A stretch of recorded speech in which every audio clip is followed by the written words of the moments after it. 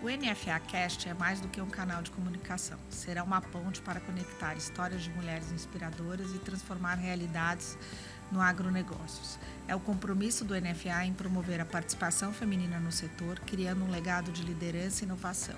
Comigo aqui no estúdio está a Cris Bertelli, diretora executiva do canal Terra Viva, que nos cedeu o estúdio para o nosso podcast. Obrigada, Cris. Obrigada, Maria. Uma honra receber o NFA Cast aqui no Terra Viva. Nossa convidada de hoje é a Vanessa Craide Felete Cunha, que hoje compartilha com a gente a trajetória dela, uma transição da cidade para o campo, o desafio da Lagoa Bonita, sementes e o trabalho com a educação e sustentabilidade no agro. Bem-vinda, Vanessa. Obrigada, Maria. Obrigada, Cris. Vanessa, você nasceu na cidade, mas acabou se encontrando no campo. Como foi esse processo de transição e o que te encantou nesse universo? Na verdade, eu sou uma menina da cidade, nascida e criada, que só fui para a fazenda, de fato, depois que eu me formei. Eu sou agrônoma. Porque quando nós éramos meninas e nós íamos passar férias na fazenda, eu não gostava de ficar na fazenda. Mas aí decidi fazer agronomia, comecei a trabalhar com meu pai, então foi uma transição muito natural e na fase adulta já, jovem adulta. E isso tudo foi me levando a experienciar coisas que a fazenda oferece que a cidade não oferecia. Então, até hoje, a gente vive esses dois lados, assim, campo e cidade. É interessante. E, Vanessa, seu pai foi o grande responsável por você ir para o agro, né? Sim. E o que é interessante também é que vocês trabalham, né, com sementes. Né? A gente já entrevistou várias das nossas associadas, lógico, muitas são pecuaristas por causa do início, né? Mas uma associada que está num ramo bem diferente. Né? E conta um pouquinho para a gente aí dessa sua história. Eu sou a segunda filha de 3 meninas. E quando eu me formei na faculdade, eu formei na Exalc, meu pai falou, filha, eu estou indo viajar, vou passar um mês fora. A minha irmã mais velha já era formada, agrônoma, e trabalhava no mercado. E meu pai falou, fica esse mês aqui na fazenda para mim, porque eu não quero deixar a fazenda sozinha. Nunca deixei a fazenda sozinha, então... E eu fiquei, era férias de julho, eu me formei no meio do ano, e eu tinha 22 anos, e meu pai me deu a chave do carro dele, e o talão de cheque amarelo do Banco do Brasil, que era o talão de cheque top. E vai viajar. E eu não sabia nada, porque toda a minha trajetória universitária foi com pecuária de ruminante. E chegou na fazenda, era só agricultura e eu nem gostava, nunca fiz disciplina optativa de agricultura. E cheguei lá e fui cuidar da fazenda do meu pai. Então, eu falava que eu não sabia se handap era de comer, de beber ou de passar no cabelo. Só que eu era, assim, um cão de guarda do meu pai na época, né? Meu pai, e ele começa a dar os ensinamentos pra gente, porque meu pai deixou cuidando das coisas dele, que era o nosso ganha-pão, uma menina de 22 anos. Então, ele me entregou a confiança dele e foi em paz, né? Isso foi em 99, depois de 2 anos, ele vira para a Andréa, minha irmã mais velha, fala, filha, saia da multinacional e venha trabalhar com a gente, que a gente vai montar uma sementeira. E foi assim que nós fundamos a Lagoa Bonita Sementes, meu pai, a Andréa e eu. E ela vai fazer 25 anos ano que vem. Então... E era muito divertido, era muito leve, porque nós sempre morávamos em Piracicaba e íamos para a fazenda a trabalho. E desde que meu pai comprou a fazenda, na década de 80, a vida do meu pai foi assim. Dia de semana em Piracicaba, na fazenda, fim de semana em Piracicaba. E a gente veio repetindo essa história, muito interessante, como a gente repete as histórias, né? Então, nós íamos toda semana com meu pai para a fazenda e a gente tinha aula de vida, de negociação, de gestão. Eu e a André, a gente brinca que quando a gente vai num congresso, quando a gente ouve uma palestra, coisas que a gente ouve sofisticadíssimas de gestão, meu pai fala isso para a gente desde pequenas. E o meu pai é um cara super simples, que não fez universidade, um comerciante, um negociante. E ele fala que ele é especialista em fazer coisas que ele não entende. Porque ele não é agrônomo, ele nunca tinha mexido com fazenda, ele comprava e vendia caminhões, comprou uma fazenda porque tinha um dinheiro sobrando e não sabia onde investir o dinheiro, e a vida fez com que ele comprasse essa fazenda. Então, foi assim, é muito divertido, na verdade. É uma jornada muito divertida que a gente tem vivido. Mas, te escutando ali fora, você comentou que são vários chapéus, né? Que não é só a Lagoa Bonita, não é só a fazenda, você também montou uma sociedade, que é uma história que eu achei muito interessante, com o teu marido, né? Depois, se você quiser contar um pouquinho pra gente, eu acho que é uma história diferente. Eu sempre... Acho que eu tenho essa inquietação que a Carla falou um pouco. Eu tenho uma coisa de fazedor, assim, também. Acho que quem não tem, né? E eu sempre queria ter a minha empresa. A minha empresa com meu marido, enfim, com a minha familhinha, aquela coisa romântica, né? Aquele sonho. E antes de nós nos casarmos, a gente arrendou uma terra lá em Itaberá, com a ajuda dos nossos pais. E aí a gente se casou, enfim. E nós somos a vida toda agricultores. Eu e o Ricardo, meu marido, e eu trabalhando na Lagoa Bonita, em paralelo com o meu pai. Até que um belo dia... Vou contar a história da... Sim, acho que é isso. Até que um belo dia, eu tinha 3 filhas pequenas e estava extremamente estressada. Isso foi em 2012. E falei para o meu pai, para minha irmã, eu falei, eu preciso de um tempo, porque eu tenho 3 filhas pequenas, moro a 280 quilômetros da fazenda e eu não estou dando conta. Nem da empresa, nem da lagoa, nem das meninas e nem das nossos arrendamentos, meu e do Ricardo. O Ricardo trabalhava fora, numa outra empresa também. Eu falei, vou dar um tempo. E saí da Lagoa Bonita. E quando eu saí, a gente precisaria de alguém para ocupar o meu lugar. Eu era responsável comercial pela venda de sementes.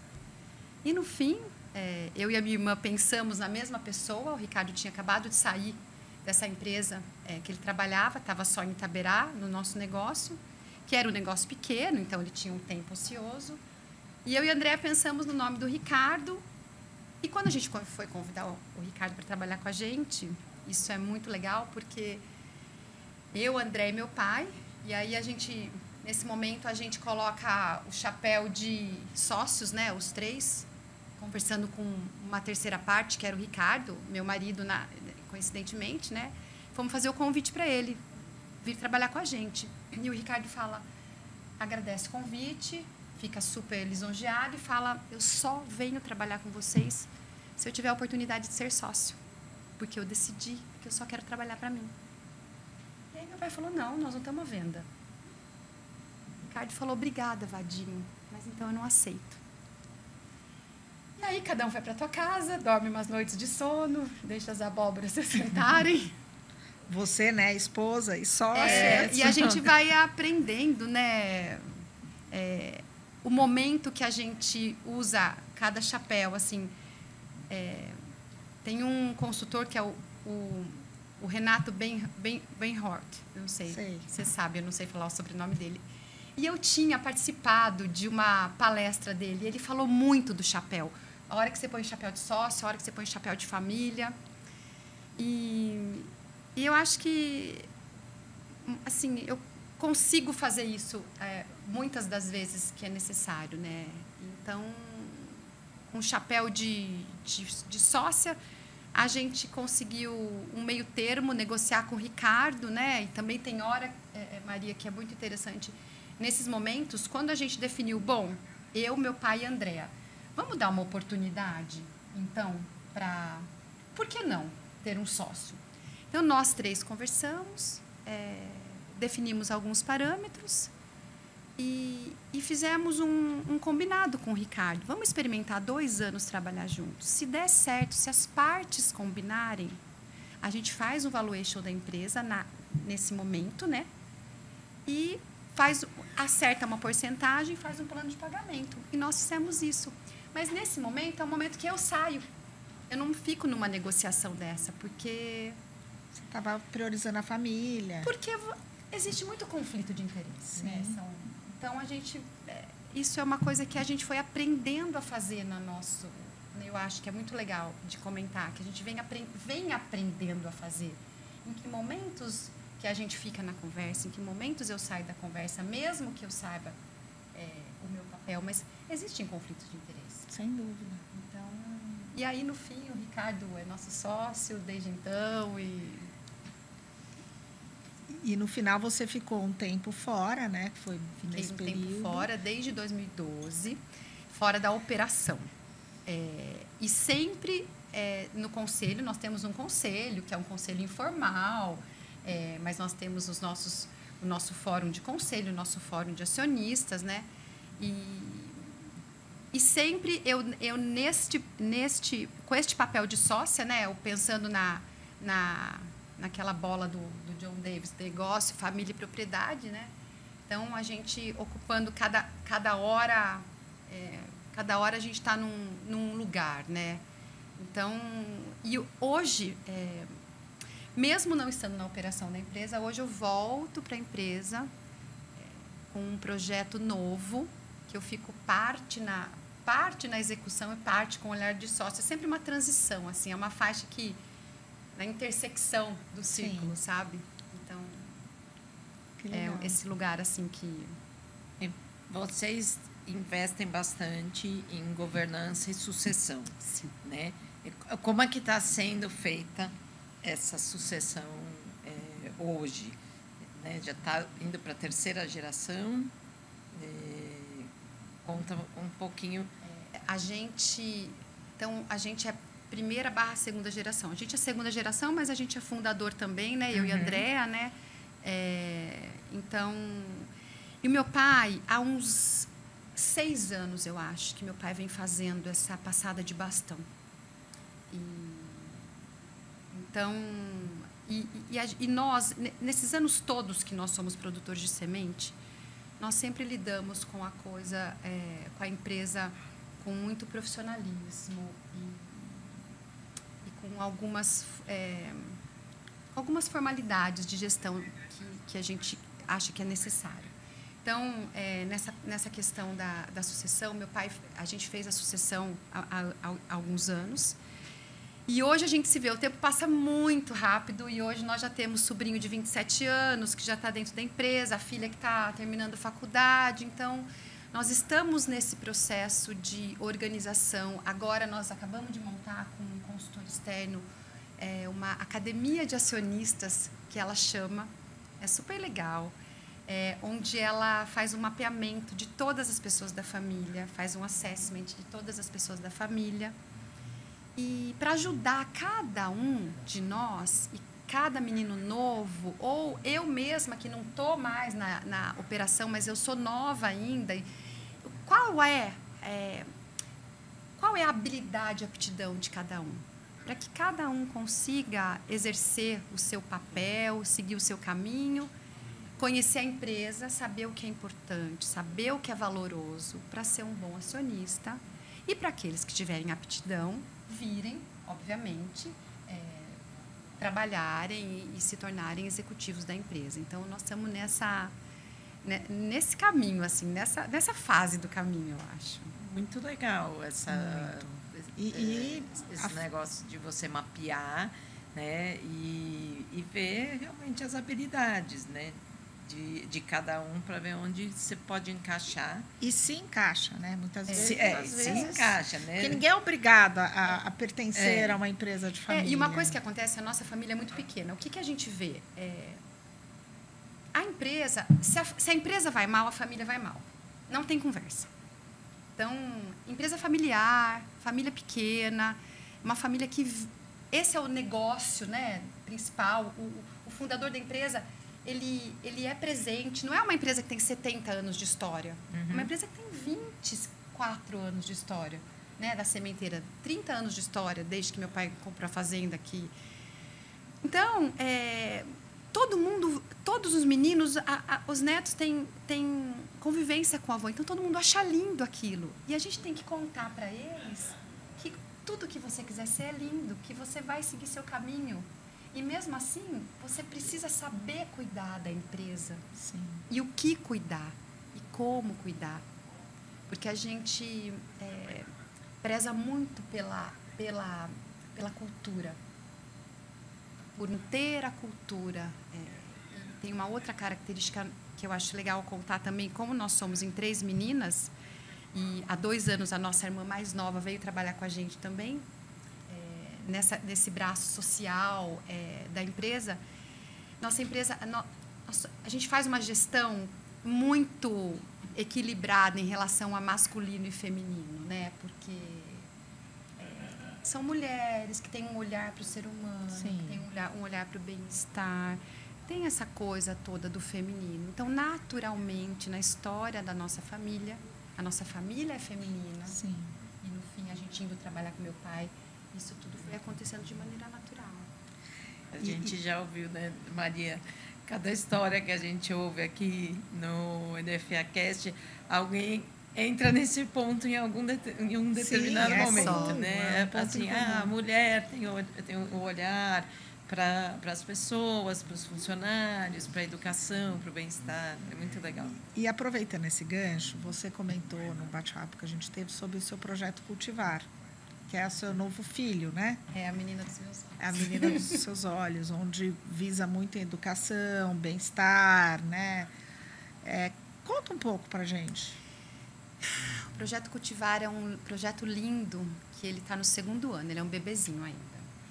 E nós montamos um projeto baseado em soft skills e hard skills.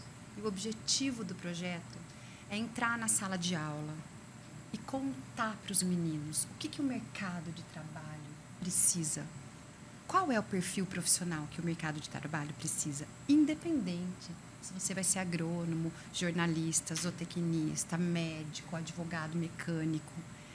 Então, a gente vai até a sala de aula, uma vez por mês, dar palestras. Isso lá em Piracicaba? Isso lá em Itaberá. Em Itaberá. Tudo é em Itaberá, porque o negócio é em Itaberá. Ah, não sabia. Tudo em Itaberá. Hoje, e nós fomos convidados pela diretora de educação da região para atuar em todas as escolas de Itaberá que tem ensino médio, que são 4 escolas. Itaberá é um município de 18 mil habitantes, no sul do estado de São Paulo, sudoeste do estado. E nós estamos nessas 4 escolas, com o 3º ano do ensino médio, e a gente dá palestra sobre autogestão, sobre liderança e comunicação, sobre a importância da educação formal na vida do ser humano, porque a gente quer contar para os meninos que, se eles não se conhecem e não sabem do que eles gostam, como que eles vão saber o que eles querem fazer? Como que eles vão entregar para o mundo, né? Como que eles vão atuar? E a gente quer contar para os meninos que eles precisam continuar estudando a hora que sai da escola. Tem diversos cursos técnicos profissionalizantes, tem universidade, que a única forma da gente aumentar salário é através de educação formal. E a gente dá aula de gestão financeira, de alimentação consciente. Então, assim, é muito legal. Mas é um projeto pertencente à Lagoa Bonita. É um projeto que nós concebemos, é um projeto que eu coordeno hoje. Mas é um projeto, Maria, que ele está prontinho para ser replicado. Sei, que interessante. Então, todo mundo que tiver a chamada da educação e quiser fazer, eu acho que o primeiro passo é você conhecer um diretor de escola que abre a porta da escola dele para você e você ir lá. E quem que a gente convida? Profissionais da área.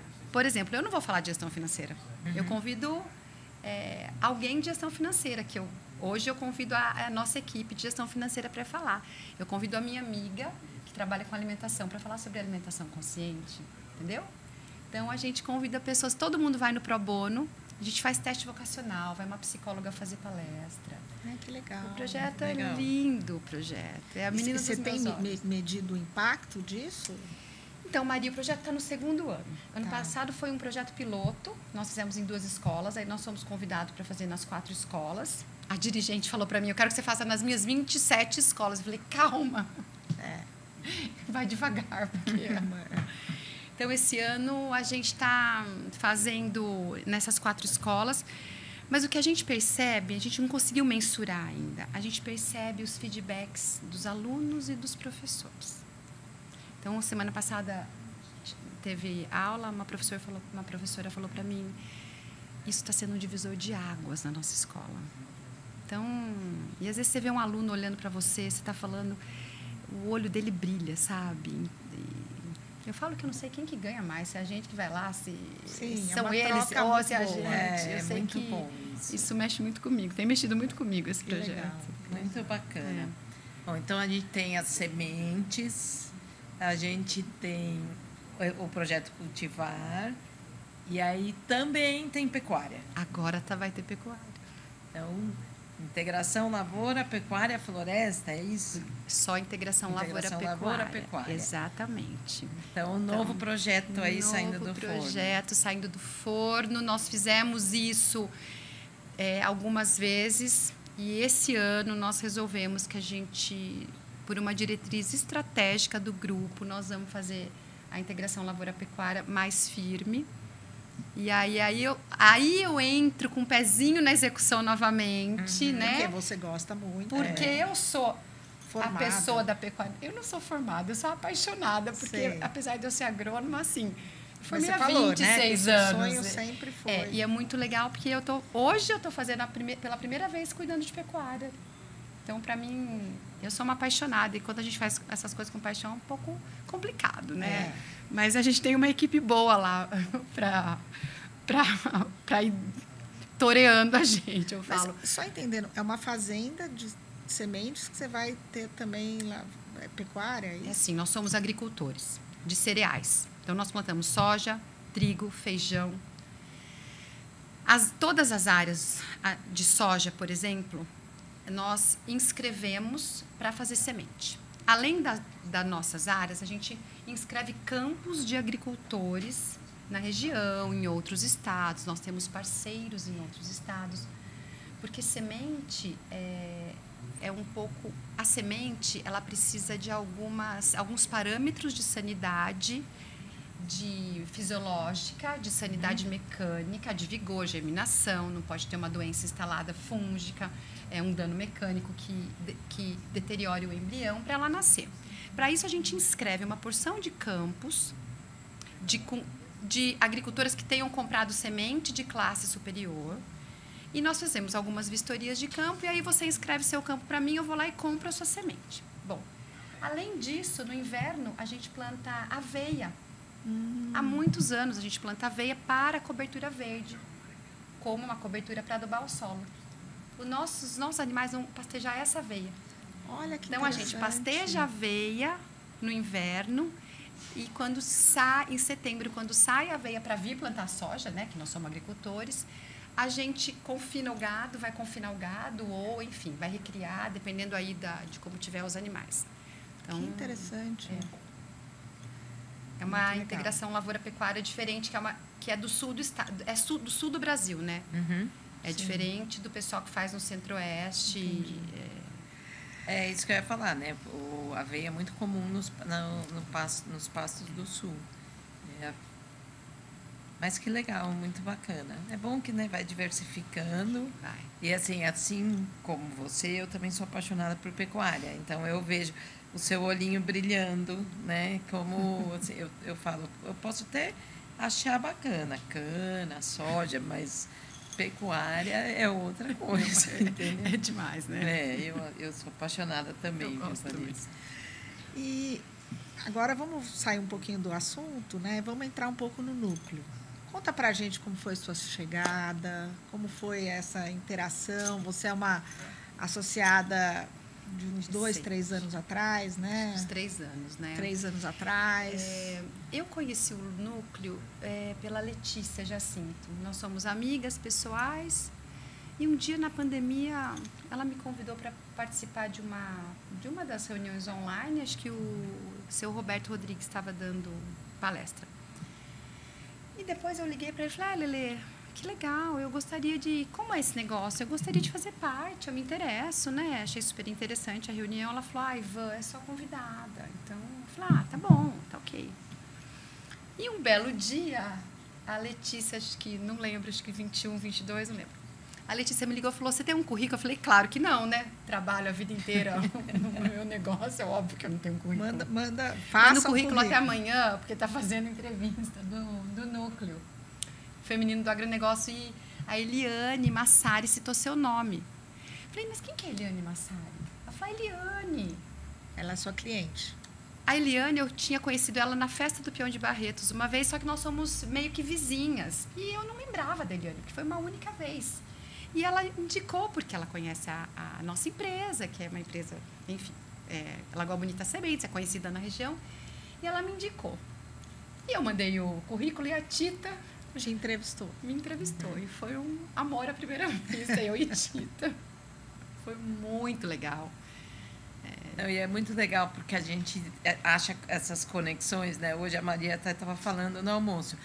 Quem me indicou foi a Chau, mas quando eu entrei no núcleo, eu já conhecia, a Tita já me conhecia, eu já conhecia a fulana, Carla. né? Carla. E aí a gente vai achando umas Muito conexões que nem sempre quem indicou Exato. para o NFA, né, era a pessoa que a gente achava que ia nos indicar. Exato. né? Exato, exatamente, porque no fim eu conheci a Lelê, meu ponto de contato era a Lelê, a Letícia, que quem me indicou foi a Eliane, então, e quem me entrevistou foi a Tita. E como está sendo para você participar do grupo? Olha, Maria, eu acho que o núcleo para mim é uma grata surpresa, porque primeiro que são mulheres que têm histórias, assim, as poucas que eu conheço, porque eu ainda não tive tantas oportunidades, eu sou mais nova, mas às vezes eu olho algumas mulheres e falo, meu Deus, como que essa mulher fez tudo isso? Então, acho que o NFA, para mim, ele é uma troca de experiência. Agora, nessa questão da integração lavoura-pecuária, eu já liguei para várias integrantes do grupo pecuaristas. Por onde eu começo, onde eu vou, o que você faz, o que é bom, o que é ruim, porque eu não estou mais no negócio. Então, é uma troca de experiência. Encurta muito, né, a curva de aprendizagem. Exato. Eu falo que é maravilhoso. E eu vi a história de uma mulher, porque é muito desafiador ser mulher e trabalhar e cuidar de tudo. E, sabe, eu falei, preciso sair. Eu sou uma pessoa que, a hora que eu falei para o meu pai, para minha irmã, eu preciso me afastar, eu tive uma crise enorme, uma crise imensa, porque afastar do trabalho para cuidar das filhas. 3. Sabe, mas mesmo assim você tem um lado seu que fica em luto. Uhum. Né? Sem dúvida. Então, com certeza. sim, não é tudo lindo, é muita coisa que mexe no interior da gente, porque a gente quer.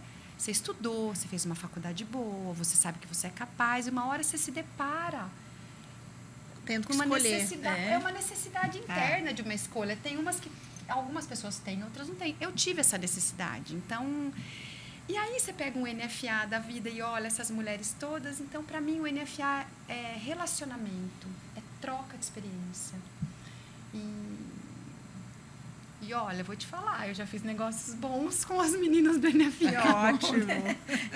É business também. É business, mas porque você também tem a veia comercial, né? A gente fala que todo mundo tem um pouquinho, né? Poxa. A Carla também falou, eu gosto de vender, eu também gosto de vender. Então. Entendeu? Independente do que eu estiver fazendo, eu falo que eu estou vendendo alguma coisa. Sem dúvida. Né? A gente está caminhando para o final, né?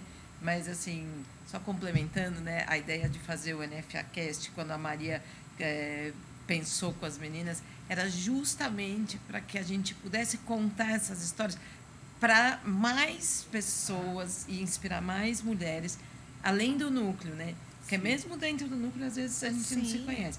Eu sei da história da Vanessa porque eu dei carona para ela para a fazenda do Peleco.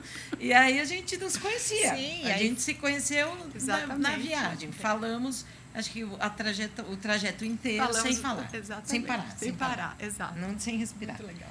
Mas a gente está indo para o final.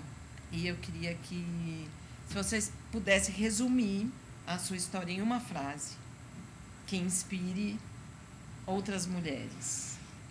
O que você diria para essas mulheres, digamos assim? Eu acho que ser mulher e profissional precisa de estrutura de apoio. E eu acho que em várias nuances. Você precisa de colaboradores dentro da tua casa, colaboradoras. você precisa de estrutura emocional. No meu caso, eu só viajava se minha mãe entrasse em casa e ficasse com as meninas até hoje. Eu vou para a fazenda se minha mãe fica em casa com a minha pequena. Senão eu não saio de casa. Pequena? É. A caçula, Maria. Sim, entendo. Então, assim, acho que estrutura de apoio para uma mulher, e no meu caso pessoal, por exemplo, meu marido viaja a trabalho desde sempre, né? Então, nós não somos os dois durante a semana, sou eu durante a semana, que foi assim que a convenção do nosso casamento foi feita e está dando super certo. E também acho que tem uma coisa interessante, assim, a gente tem que saber delegar, ter coragem de delegar. Verdade. Porque quem não delega não consegue crescer. Então, verdade. eu acho que Muito bom. é isso para mim. Obrigada. Foi obrigada a muito vocês. legal saber a sua história. Obrigada, Vanessa. Parabéns aí pela Parabéns, trajetória. Muito parabéns. legal. Sucesso nos seus novos E projetos. parabéns para o seu pai, para sua irmã, para o seu marido também, né? Obrigada.